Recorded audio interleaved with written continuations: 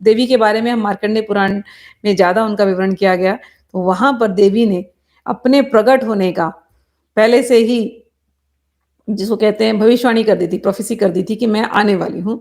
तो वहाँ से शुरू करते हैं। मार्कंडेय पुराण में जब असुर संग्राम समाप्त हुआ, तो सारे देवता लोग आए और देवी की स्तुति करे, और स्तुति करने के बाद देवी उन पर बड़ी प्रसन्न हुई थी। देवाऊचुः सर्वबाधा प्रशमनम त्रैलोक्य साखिलेश्वरी एवमेव त्वया कार्यम अस्माद् वैरि विनाशनम। हे देवी, हे सर्वेश्वरी, तुम समस्त लोकों की बाधाओं को शांत करो और हमारे सभी शत्रुओं का तुम नाश करने वाली हो। तो देवी बड़ी प्रसन्न हुई। इसके पहले बहुत सारे अच्छे अच्छे श्लोक लिखे गए हैं स्तुतियों में, लेकिन देवी क्या कहती हैं वो मैं कहती हूँ। देवी ने अपने प्रकट होने का जो भविष्यवाणी मार्कंडेय पुराण में करी है, कहती हैं देवी, वैवस्वते अंतरे प्राप्ते अष्टविंशति में युगे शंभो निशुंभश्चैवान्या व्युत्पत्स्येते महासुरो नंदगोप गृहे जाता। यहाँ पर कह रही बहुत स्पष्ट रूप में, नंदगोप, मैं नंदगोप के ग्रह में, नंदगोप गृहे जाता यशोदा गर्भ संभवा ततस्मौ नाश्यश्यामी विंध्याचल निवासिनी। देवी कहती है, हे देवताओं, वैवस्वत मनवंतर के 28वें युग में शुंभ और निशुंभ नामक दो अन्य महादैत्य उत्पन्न होंगे। तब मैं नंदगोप के घर में उनकी पत्नी यशोदा के गर्भ से अवतीर्ण हो विंध्याचल में जाकर रहूंगी और उक्त दोनों असुरों का मैं नाश करूंगी। अब ये जो इनके प्राकट्य की जो भविष्यवाणी उन्होंने की, यही बात श्रीमद् भागवत में आती है। भगवान श्री कृष्ण जब आए धराधाम पर, उसी समय पर योग माया का भी अवतार होता है, दोनों साथ में आए हैं।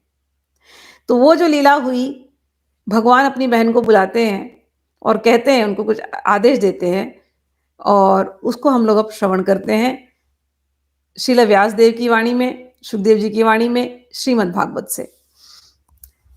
भगवान अपि विश्वात्मा विदित्वा कंसजं भयं यदुनां निजनाथानां योगमाया समादिशत्। अपने भक्त, अपने यदुओं का, यदुवंशी थे भगवान, तो अपने जो यदुवंश के जो भक्त थे उनकी रक्षा करने के लिए देवकी और कंस, वो उनकी माता थी, उनकी रक्षा करने के लिए देवकी और वसुदेव, माफ करना, देवकी और वसुदेव, तो देवकी और वसुदेव की रक्षा कंस से करने के लिए भगवान ने जो विश्वात्मा है, यहाँ लिखते हैं भगवान अपि विश्वात्मा, वो भगवान जो विश्वात्मा है। विश्वात्मा का अर्थ, एक तो भगवान तो आपको पता ही है, भगवान यानी षड्वैश्वर वाले। विश्वात्मा वो जो सभी की आत्मा है, जो इस विश्व की आत्मा है। भगवान रहते कहाँ हैं? कहाँ रहते हैं भगवान? गीता में भगवान ने बहुत स्पष्ट रूप में कहा है, ईश्वरः सर्वभूतानां हृद्देशे अर्जुन तिष्ठति। हे अर्जुन, मैं ईश्वर रूप में सभी जीवों के हृदय में रहता हूं। हृदय में क्या है? आत्मा है। तो सभी जीवों के अंदर में आत्मा स्वरूप में हृदय में रहता हूं। हृदय बंद तो सब बंद। तो ये मेरे हृदय में आत्मा है, आपके हृदय में आत्मा है, सबके हृदय में आत्मा है, जानवर के भी हृदय में आत्मा है, सबके हृदय के अंदर आत्मा है। वो जो सभी के अंदर है वही विश्वात्मा है। ये विश्व का अगर कोई आत्मा है तो वो है भगवान, तो वही विश्वात्मा। तो जो सभी के हृदय की बात जानते हैं, जो साक्षी रूप में रहते हैं सबके हृदय के अंदर, वही विश्वात्मा है। अपने भक्तों की रक्षा करने के लिए ये विश्वात्मा, ये परमात्मा, ये अंतर्यामी भगवान योग माया को भेजते हैं। तो योग माया को बुलाया, कहा कि देखो हे देवी, आओ और मैं तुम्हें कुछ आदेश देता हूं, मेरा अवतार का समय हो चुका है, अब वो तुम करो। कहते हैं भगवान देवी को बुलाते हैं। देवी को एक नाम कहा, भगवान कहते हैं गच्छ देवी व्रजं भद्रे गोप गोभीरलंकृतम रोहिणी वसुदेवस्य भार्यस्ते नंद गोकुले अन्यश्च कंस संविघ्न विवरेषु वसंति ही। कहते हैं हे देवी गच्छ जाओ, हे देवी गच्छ व्रजम तुम व्रज में जाओ, हे भद्रे गोप गोभीर अलंकृतम, हे भद्रे, भद्रे का अर्थ होता है वो जो बहुत शुभ है, जो सबका शुभ करे, शुभकरी, शुभकरी का दूसरा अर्थ है भद्रे। तो देवी को कहते हैं हे देवी तुम जो सबका शुभ करने वाली हो, तुम जहां होगी वहां शुभ ही शुभ होने वाला है। तो हे देवी हे भद्रे तुम व्रज में जाओ। व्रज में गोपियां रहती हैं, सारे के सारे बहुत सुंदर ये व्रज की भूमि है, सब लोग वहां पर बड़े अच्छे से अलंकृत दिखाई देंगे। वहां व्रज में रोहिणी, रोहिणी ये वसुदेव जी की एक और पत्नी, एक पत्नी है देव की, वसुदेव देव की, जो जेल में है मथुरा में। मथुरा से थोड़े दूर जाएंगे तो 1-1.5 घंटा ड्राइव करेंगे तो हम लोग व्रज में पहुंचेंगे। व्रज क्षेत्र में रह रही है रोहिणी और नंद यशोदा। नंद यशोदा के घर में रोहिणी रह रही है। रोहिणी जो है वो वसुदेव जी की पत्नी है। वसुदेव जी की 8 पत्नियां थी, लेकिन जब कंस ने जेल में डाला तो देवकी वसुदेव को जेल में डाला, बाकी की पत्नियों ने अलग अलग जगह पे चली गई अपने अपने रक्षा के लिए। तो रोहिणी जी जो थी वो नंद यशोदा के घर में चली गई। भगवान ने बुलाया, भगवान के अवतार के पहले बलराम जी का अवतार होता है, तो भगवान ने देवी को बुलाया, कहा देवी योग माया को कहा बुलाए, बहन है ना, बोले बहना भद्रा सुभद्रा तुम आओ और एक काम करो। बोले क्या? बोले देवक्या जठरे गर्भम शेषाख्याम धाम मामकम तन सन्निकृष्य रोहिण्या उदरे सन्निवेशय। हे देवी हे योगमाया हे भद्रे, मैं इस समय मेरा एक अंश अवतार, संकर्षण अवतार, शेष अवतार, मेरा एक अंश वो इस समय देवकी के गर्भ में है, जो आगे बलराम नाम से जाने जाएंगे। वो इस समय देवकी के गर्भ में है। तो तुम एक काम करो, तुम देवकी के गर्भ से उनको निकालो और इस गर्भ को जाकर के कहाँ ट्रांसप्लांट करना है? रोहिणी के गर्भ में करना है। रोहिणी रह रही है यशोदा और नंद के साथ व्रज में। तो उस मथुरा के जेल में देवकी है, देवकी के गर्भ में संकर्षण है, संकर्षण को निकाल करके वहां ट्रांसप्लांट कर दो। ठीक है, दूसरी आज्ञा। कहते हैं उसके बाद हे देवी तुम नंद यशोदा के घर में उनकी पुत्री बनकर के प्रकट होना और मैं यहाँ देवकी के यहाँ पर उनका पुत्र कृष्ण बनकर के प्रकट होऊंगा। आगे कहते हैं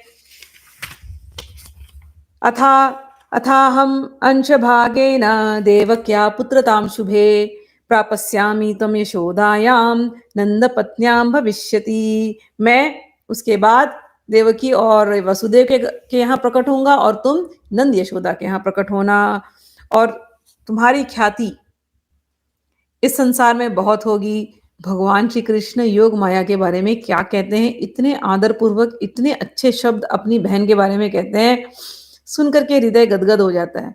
कई बार कृष्ण भक्त कहते हैं देवी की पूजा मत करो, शिव की पूजा मत करो, केवल कृष्ण की पूजा करो। ऐसे भेदभाव वाली पब्लिसिटी, भेदभाव वाला प्रचार, प्रीचिंग, वो नहीं करना चाहिए। जब भगवान नहीं कर रहे तो आप क्यों कर रहे? भगवान कितने सुंदर शब्दों में, अच्छा भगवान तो छोड़िए, व्यासदेव ने लिखा है व्यासोच्छिष्टम जगत सर्वम, सारा ज्ञान व्यास से आता है। व्यास भगवान को अगर ऐसा, व्यास देव को अगर ऐसा लिखना होता देवी की पूजा नहीं करो तो वो लिखते क्यों? नहीं लिखते ना। यहाँ पर भगवानों में, संतों में, उच्च कोटि के संतों में कोई भेदभाव नहीं होता, वो सबको सबकी जगह पे ही रिस्पेक्ट देते हैं। तो योग माया की जगह कभी कम नहीं होती। योग माया हमेशा भगवान की बहन है। जब भी हम योग माया के दर्शन करें, भेदभाव की दृष्टि से दर्शन नहीं करें। ये दोनों भाई बहन हैं, ये दोनों एक दूसरे को, अगर हम देवी की पूजा करेंगे निष्काम भाव से, देवी उठा करके हमको कृष्ण के चरणों में रख देगी। और उसी प्रकार से हम कृष्ण की भक्ति करेंगे तो हमारी जो कुछ भी छोटी-मोटी इच्छाएँ हैं, वो देवी आकर के पूरा कर देगी। देवी को कहते हैं दारिद्र्य दुःख भय हारिणी। अगर दरिद्रता है, हमारी इच्छाएँ नहीं पूरी हो रही। दरिद्रता है तो हमें दुःख हो रहा है। दुःख हो रहा है और हमें हमेशा एक भय लगा होता है। ये 3 हमारे बड़े शत्रु हैं। जब तक ये 3 चीज़ हमारे अंदर रहेगी, हम भगवान की तरफ पूरी तरह से सरेंडर नहीं कर सकते। फ्यूचर की इनसिक्योरिटी है, काम, क्रोध, लोभ, मोह, मद, मत्सर, ये माया के जो गुण हैं, ये हमारे अंदर बहुत हैं। जब तक ये हमारे अंदर रहेंगे, हम भगवान की तरफ पूरी तरह सरेंडर नहीं कर सकते और जब तक भगवान की तरफ सरेंडर नहीं करेंगे, तब तक हम इस संसार से मुक्त नहीं हो सकते। बार-बार हमको बर्थ लेना पड़े, बार-बार जन्म लेना पड़ेगा। पूरी साइकिल बड़ी कॉम्प्लेक्स है। तो ये भाई-बहन की बड़ी साँठ-गाँठ है, बड़े हेल्प एक दूसरे के भक्तों को बहुत हेल्प करते हैं ये हमेशा। कोई कृष्ण का भक्त होगा और उसके अंदर थोड़ा भी भय होगा, तो भगवान इंतज़ाम कर देते हैं कि योगमाया जाओ उनकी मदद करो। इसलिए जब हम गीता पढ़ते हैं तो एक श्लोक आता है वहाँ पर, जहाँ पर भगवान कहते हैं कि अलग-अलग देवी-देवताओं में लोगों को भक्ति होती है। क्यों होती है? क्योंकि उनके अंदर इतनी-इतनी कामनाएँ हैं और कामनाओं ने उनके मन को हर रखा है, इसीलिए वो अपनी कामना की पूर्ति के लिए उन देवी-देवताओं की पूजा करते हैं। कामस्तैस्तैर्हितज्ञान प्रपद्यन्ते अन्य देवता। हाँ, लेकिन जब वो अन्य उन देवी-देवताओं के पास जाते हैं, उनकी जो श्रद्धा होती है, वो मैं ही सुदृढ़ करता हूँ। और ये देवी-देवता जो इनकी इच्छा पूरी करते हैं, वो मुझसे ही सैंक्शन होता है। तो भेदभाव नहीं करना है। अब देखो भगवान श्री कृष्ण यहाँ क्या कहते हैं, देखिए, अर्चिष्यन्ति मनुष्यस्त्वं सर्वकामवरेश्वरीं धूपोपहारबलिभिः सर्वकामवरप्रदाम्। हे देवी, हे योगमाया, हे भद्रे, हे मेरी बहना, तुम जाओगी, हम दोनों ऐसे प्रकट होंगे और तुम्हारी अर्चना मनुष्य लोग करेंगे। धरती के जितने मनुष्य हैं वो करेंगे। क्यों करेंगे? क्योंकि तुम सर्व काम वरेश्वरीम, तुम सारी देवी देवताओं में तुम सबसे उच्च हो और तुम सभी इच्छाओं को पूर्ण करने वाली हो। मनुष्य आपकी पूजा कैसे करेंगे? धूप उपहार बलि भी ही, आपको धूप चढ़ाएंगे, दीप चढ़ाएंगे, उपहार देंगे। हम देते हैं ना देवी को साड़ी, चूड़ी, बिंदी, मेहंदी और भी उपहार जो हमें लगता है, गहने, सोने के मुकुट, सोने के हार, ये सब चढ़ाते हैं हम देवी को उपहार। क्यों चढ़ाते हैं? एक तो हमको प्रेम है, दूसरा हमें ये श्रद्धा है कि देवी सर्व काम वरेश्वरीम और सर्व काम वरप्रदाम, सभी कामनाओं को पूर्ण करने वाली ये ही देवी हैं। इसीलिए हम उस श्रद्धा से इनकी अर्चना करते हैं और इनको हम धूप, दीप, धूप, उपहार इत्यादि चढ़ाते हैं। और एक शब्द कहा बलि भी ही। तो कई बार लोग बलि का अर्थ लगाते हैं देवी को जानवर काटना है। नहीं नहीं भाई, वो वाली बलि नहीं है यहाँ पर। यहाँ पर नहीं लिखा है पशु बलि भी ही, नहीं लिखा ना वर्ड।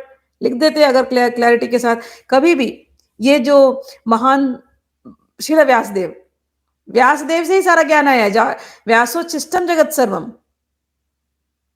अगर इनको लिखना होता कि पशु की बलि चढ़ानी, तो बड़े स्पष्ट शब्दों में लिखते हैं यहाँ पर, धूप उपहार पशु बलि ही। नहीं लिखा। तो क्या अर्थ आता है? धूप देंगे, उपहार देंगे, बलि चढ़ाएंगे। बलि किस चीज की चढ़ानी होती है? हम देवी से बहुत कुछ मांगते रहते हैं और जितना मांगेंगे उतनी लालच बढ़ती जाती है, लोभ। और वो लालच जब हमारे अंदर आती है और हमारे अंदर जब लोभ बढ़ता है, अगर हमारे वो लोभ वाली वस्तु जो हमें चाहिए वो नहीं मिलती, तो हमें क्रोध आता है। तो पहले तो कामनाएं बढ़ती हैं, फिर क्रोध आता है। क्रोध नहीं मिले और नहीं मिला तो फिर वो लोभ और बढ़ता जाता है। और अगर किसी को मिल गया तो हमें उनसे जलन होती है। और अगर हमें हमारी वस्तु मिल गई और वो हमसे चली गई, मतलब समझो धन आया हमारे पास, खूब सडनली आज लॉटरी लग गई और खूब धन आ गया, धन आ गया तो अब उसको ऐसे पकड़ के बैठेंगे कि निकल ना जाए, और निकल गया तो हाय राम इतना दुख कि हार्ट अटैक हो जाए। तो इच्छा आपके अंदर जागी, कामना, बट कामना के पीछे पीछे काम, क्रोध, लोभ, मोह, मद, घमंड आने लगता है कि हम तो हैं कुछ। काम, क्रोध, लोभ, मोह, मद, मत्सर, ये सब साथ में 6 जन चलते हैं। आप देवी के पास जाते हैं, आपको पता है, देवी में श्रद्धा है कि देवी सर्व काम वर प्रदान, देवी सर्व काम, सब इच्छा पूरी करने वाली है। कामना तो आपकी पूरी हो जाती है, पीछे पीछे ये जो छोटे छोटे राक्षस है ना, वो भी आपके पीछे लग जाते हैं। ये आपका पीछा नहीं छोड़ते, ये आपको परेशान करते रहते हैं। तो कामनाएं तो आप देखेंगे, आप धन खूब कमाए जा रहे हैं, लेकिन मन में शांति नहीं है, अशांति है। तो ये जो बलि होती है ना, बलि बलि हमको इन चीजों की चढ़ानी है। क्यों? ये चीजें जो है वो रजोगुण और तमोगुण है। हमको देवी से भक्ति मांगनी है। देवी मुक्ति तक दे सकती है। आगे कभी हम पढ़ते हैं, कामाख्या तंत्र पढ़ते हैं, काली तंत्र पढ़ते हैं, कहते हैं देवी मुक्ति देती है। चाहे ललिता त्रिपुर सुंदरी की आप लोगों ने वीडियोस देखी, मैंने कहा देवी भोग देती, देवी मोक्ष देती है। जब वो मोक्ष देती तो करती क्या है वो मोक्ष में? वो आपको भगवान श्री कृष्ण से मिला देती है, क्योंकि अब आपके पास कोई इच्छा नहीं है मांगने की, जब कामनाएं सारी समाप्त हो जाती हैं। लेकिन भगवान श्री कृष्ण तक जाने के लिए आपका सत्वगुण बढ़ना चाहिए। जब तक आप रजोगुण तमोगुण में रहेंगे ना, endless ambitions, endless desires, endless jealousy, endless, तब तक आपकी मुक्ति संभव नहीं है। मुक्ति के लिए तो आपको जो कैंडिडेट बनना पड़ेगा, आपका सत्वगुण बहुत बढ़ाना पड़ेगा। जब आप निष्काम रूप से, इसलिए भगवान देखते हैं ये दोनों की, मैंने कहा ना, ये दोनों भाई बहन बहुत एक साथ काम करते हैं। वो देखते हैं कि कोई भक्त है, भगवान देखते हैं कि कोई भक्त है, बड़ा अच्छा भक्त है, लेकिन इसके साथ थोड़ी कामनाएं बहुत ज्यादा इसको सता रही हैं।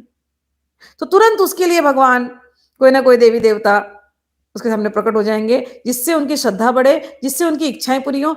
और उनकी इच्छाएं पूरी हो जाएंगी तो एक ना एक दिन, कभी ना कभी, ये फुल्ली भगवान को सरेंडर करेंगे। तो ये इनकी साथ में चलती है। तो यहां पर वो लिख रहे हैं, भगवान बोल रहे हैं, भगवान श्री कृष्ण, अर्चिष्यन्ति मनुष्यस्त्वाम सर्व कामावरेश्वरीम धूपोपहार बलिभिः सर्व कामावर प्रदाम। जितने भी मनुष्य हैं वो तुम्हारी पूजा करेंगे। तुम उनकी इच्छाओं को पूरी करने वाली हो, और तुमसे अच्छा कोई और है नहीं, तुम भद्र हो। और अलग अलग जगहों में भगवान कहते हैं मनुष्य जो हैं वो तुम्हें अलग अलग नामों से पुकारेंगे। क्या क्या नाम है भगवान श्री कृष्ण कह रहे हैं यहाँ पर? नामधेयानि कुर्वन्ति स्थानानि च नरा भुवि। दुर क्या क्या नाम है? दुर्गेति, भद्रकालीति, विजया वैष्णवीति च, कुमुदा चंडिका कृष्णा, माधवी कन्यकेति च, माया नारायणी शानी, शारदेत्य अंबिकेति च। तुम्हारे इतने नाम होंगे, दुर्गा, भद्रकाली, विजया, वैष्णवी, कुमुदा, चंडिका, कृष्णा, माधवी, कन्या, माया, नारायणी, ईशानी, शारदा, अंबिका। ये सारे भगवान कृष्ण इनके नाम गिना रहे हैं। दुर्गा का अर्थ होता है दुर्ग, दुर्ग यानी फोर्ट। तुम भक्तों की दुर्ग हो, जो तुम्हारे चरणों में आएंगे, जो तुम्हारी पूजा करेंगे, तुम उनको, फोर्ट प्रोटेक्ट करता है, फोर्ट रक्षा करता है। पहले के जमाने के फोर्ट देखिए, पूरा सिटी फोर्ट होता था। तो एक अर्थ यह होता है कि तुम अपने भक्तों की दुर्ग हो, इसलिए तुम्हें दुर्गा कहा जाएगा। भद्रकाली, तुम भद्रा हो। भद्रा यानी तुम शुभ, सबको शुभ दायिनी, तुम शुभ दायिनी हो। काली हो, काली तो काली है, और काली का एक अर्थ होता है काल, समय को जो कंट्रोल करती हो उसको कहते हैं काली। एक है काल, एक है काली। जो कोई तुम्हारा भक्त होगा, उसका समय कैसा भी हो, उस समय को बदल देने की शक्ति, हे काली, वो तुम हो। तो भद्रा, काली, विजया, अपने भक्तों को हर एक चीज में विजय देने वाली वो विजया और वैष्णवी हो तुम। विष्णु की शक्ति वैष्णवी, वैष्णव विष्णु सर्वत्र फैले हुए, वैष्णवी सर्वत्र फैली हुई, जो सबसे सबका पालन करती हो। तुम्हारे भक्तों को अपने पालन की चिंता नहीं, तुम उनका पालन करती हो। जो सबका पालन करती है उसको कहते हैं वैष्णवी। आगे कुमुदा, जो सबको सबके मन की इच्छा पूरी करती हो उसको कहते हैं कुमुदा। आगे चंडिका, चंडिका यानी चंड, प्रचंड, जो भक्तों के जीवन में जितनी तकलीफें हैं, जो प्रॉब्लम्स है, उनको जो दूर कर दे फियर्सली, उसको कहते हैं चंडिका। कृष्णा, एक और तुम्हारा प्यारा सा नाम होगा कृष्णा। कृष्ण भाई का नाम है, बहन का नाम है कृष्णा। क्यों नाम होगा? अरे तुम इतनी आकर्षक होगी, सारे जीव तुम्हारी तरफ आकर्षित होंगे। काली का स्वरूप आप देखिए कितना भयंकर दिखता है, अगर ऐसे देखा जाए तो, है ना। कोई, हम तो इंडियन कल्चर में बड़े हैं तो हमें कुछ ऐसा लगता नहीं, कि हमें तो हमने बचपन से देखा, लेकिन जब फॉरेनर्स को दिखाते हैं कई बार तो काली देख करके उनको लगता है ऐसे क्यों है, जीभ बाहर लटक रही है, खून ऐसे निकला है, हाथ में पकड़ा हुआ है, कपड़े नहीं पहनी हुई है, माला उन्होंने मुंड माला डाली हुई है और हाथों का उन्होंने स्कर्ट पहना हुआ है, ये ऐसे क्यों है? और ये नीचे क्या शव गिरा हुआ है? फॉरेनर्स ऐसे देखते हैं हमारे देवी देवताओं को, उनको समझ नहीं आता, इसलिए जो इस कल्चर से नहीं, जो हिंदू संस्कृति से नहीं, लेकिन फिर भी हमको तो वो इतनी प्यारी लगती है। आहा हा। काली, काला रंग कहीं अच्छा लगता है अगर देखा जाए तो, वैसे जनरली मोस्टली तो यहाँ ये पूरी काली और दिगंबरा और कराली, भयंकर, मुक्तकेशी, क्या स्वरूप बनाते हैं, लेकिन वैसे स्वरूप में भी वो इतनी सुंदर लगती है। तो सभी जीवों का तुम्हारी तरफ आकर्षण होगा, तो एक नाम पड़ा कृष्णा। माधवी बहुत स्वीट है जो, और कन्या, कन्या रूप में जो रहती है हमेशा, वेरी यंग। और माया तो आपको जानते ही, माया को तो नारायणी, सब सारे जीवों का जो आश्रय है उसको कहते हैं नारायणी। ईशानी, शिव की जो पत्नी है उसको कहते हैं ईशानी। शारदा, सरस्वती, और अंबिका, सबकी तुम माँ हो। सब लोग तुम्हें अपनी माँ रूप में पूजेंगे। ये कौन कह रहा है? भगवान श्री कृष्ण कह रहे हैं। भागवत में 10वें स्कंध में दूसरे अध्याय में श्लोक नंबर 11 और 12। ये जो देवी के अलग अलग नाम हैं, इनके अलग अलग विग्रह हैं। ये हमारे यहाँ पर जब आप दर्शन करने जाएं तो वाराणसी में अन्नपूर्णा दुर्गा माँ का रूप है। हम लोग अवंतिकापुरी जाते हैं, उज्जैन जाते हैं तो वहां पर भद्रकाली का स्वरूप है। उड़ीसा जाएंगे तो वहां पर विजया विमला का स्वरूप है। कोल्हापुर में जाएंगे तो वहां पर महालक्ष्मी का स्वरूप है। बंबई में जाएंगे तो वहां पर मुंबा देवी अंबिका का स्वरूप है। बंबई में लक्ष्मी, महाकाली, माँ सरस्वती का भी स्वरूप है महालक्ष्मी टेम्पल में। ठीक है, तो मुंबई में 2 मंदिर हो गए, कोल्हापुर में 1 मंदिर हो गया। और उसी प्रकार से आप कलकत्ता में जाएंगे तो वहां पर भद्रकाली है और दक्षिणाकाली भी है। और हम लोग कामरूप में जाते हैं, वहां पर चंडिका रूप में है, कामाख्या रूप में है। कश्मीर की तरफ जाएंगे तो शारदा रूप में है। कन्याकुमारी की तरफ जाएंगे तो कन्या रूप में है। इस प्रकार से अलग अलग जगहों पे देवी का स्थान है। जो देवी के भक्त हैं वो इन स्थानों पर जाते हैं। तो ये आज्ञा दी योग माया को, फिर योग माया ने बिल्कुल वैसे उसी आज्ञा का पालन किया, गर्भ को ट्रांसफर किया और खुद यशोदा की पुत्री बनकर के प्रकट हुई। फिर जब भगवान कृष्ण का प्राकट्य हुआ तो आप लोगों को पता है वो अदला बदली किया गया। वहां से देवी को यहाँ लाया गया मथुरा में जेल में, और भगवान कृष्ण को पहुंचाया गया गोकुल में नंद यशोदा के पास। और कंस आया, कंस को लगा अरे 8वां तो पुत्र होने वाला था, ये कन्या कैसे हो गई? फिर भी उसने भरोसा नहीं किया, उठाया मारने के लिए। जब मारने के लिए उठाया तो वो देवी निकल गई हाथ से निकल करके अष्टभुजा रूप में प्रकट हुई। अष्टभुजा रूप में प्रकट होकर के उन्होंने कम से कहा किसको मार रहा है, तुझे मारने वाला तो पहले ही प्रकट हो चुका है। कह रहे हैं सात, जब वो प्रकट होती हैं सा तद्धस्तात् समुत्पत्य सदो देवी अंबरम गता अदृश्या तनुजा विष्णु सायुधाष्ट महाभुजा। लिखा यहाँ पर कि वो योग माया देवी, स्पष्ट शब्दों में लिखा है, वो योग माया देवी जो श्री कृष्ण की बहन है, यहां लिखा है सानुजा, अदृष्टया अदृष्टया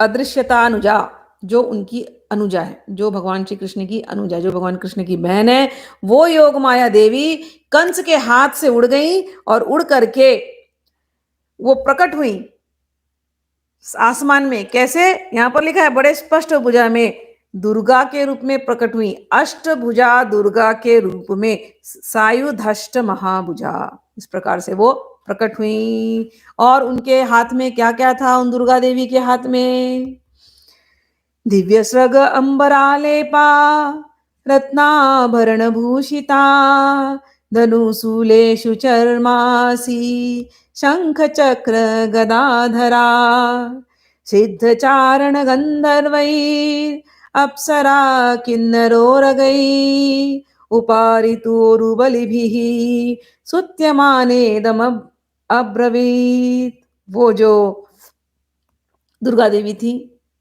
वो वहां प्रकट हो गई अष्टभुजा में, छोटी सी बालिका अष्टभुजा दुर्गा देवी रूप में प्रकट हुई।